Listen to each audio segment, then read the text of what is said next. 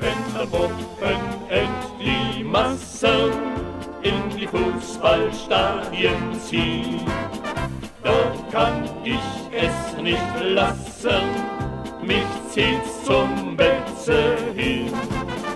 Die Stimmung ist dort ganz famos, wie kann's auch anders sein? Uns geht das Spiel dann richtig los, stimmen alle mit mir ein.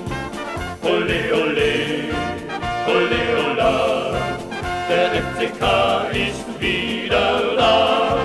Ole, ole, ole, ola, die roten Teufel sind ganz wunderbar.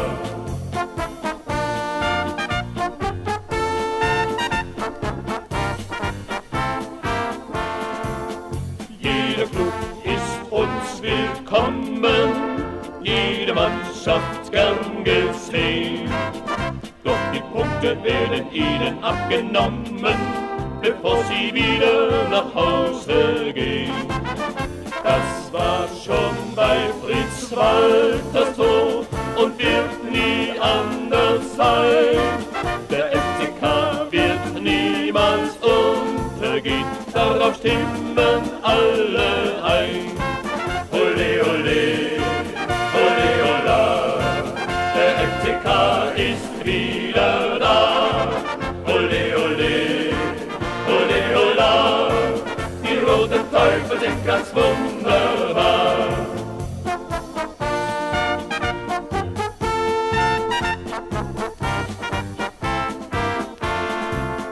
Läuft im Spiel mal nichts zusammen und es will nichts gehen, so wollen wir doch geschlossen hinter unserer Mannschaft stehen.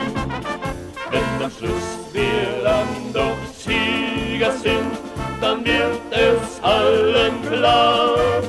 Solang's in Deutschland Fußball gibt es auch den FCK. Ole, ole, ole, ola, der FCK ist wieder da. Ole, ole, ole, ola, die roten Teufel sind ganz wunderbar. Ole, ole, ole, ola, der FCK ist wieder da. Ole, ole, ole, ola, die roten Teufel sind ganz wunderbar.